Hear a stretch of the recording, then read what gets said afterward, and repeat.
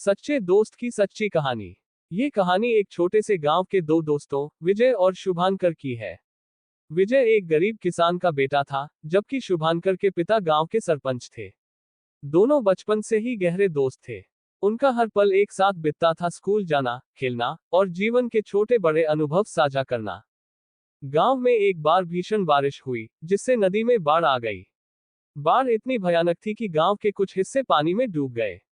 कई घर बर्बाद हो गए और लोग सुरक्षित स्थान पर जाने लगे। उस समय विजय का परिवार भी बाढ़ की चपेट में आ गया। उनका कच्चा मकान पूरी तरह से गिर गया और उन्हें रात भर ठंडे पानी में रहना पड़ा। शुभांकर को जैसे ही इस घटना के बारे में पता चला, उसने तुरंत अपने माता पिता से विजय के परिवार को अपने घर में आश्रय देने की बात की। लेकिन उसके पिता, जो सामाजिक प्रतिष्ठा को ज्यादा महत्व देते थे, इस बात से सहमत नहीं हुए। शुभांकर को यह सुनकर बहुत दुख हुआ, लेकिन उसने अपने दोस्त की मदद करने का निश्चय किया।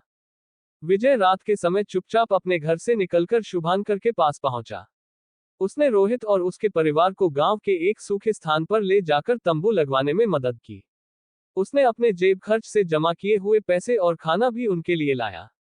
अगले कुछ दिनों में शुभांकर ने विजय के लिए कुछ और लोगों की मदद से कपड़े, दवाइयां और अन्य जरूरी सामान का इंतजाम किया।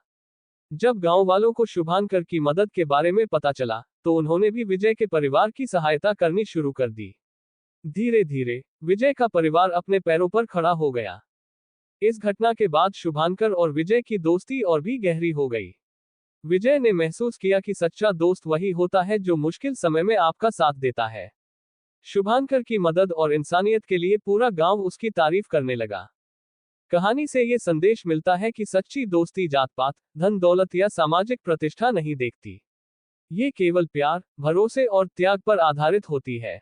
शुभांकर ने अपने व्यवहार से ये साबित कर दिया कि एक सच्चा दोस्त वही है जो कठिन समय में आपके साथ खड़ा रहे। ये कहानी आज भी गांव में सुनाई जाती है और शुभांकर विजय की दोस्ती सभी के लिए एक मिसाल बन गई है।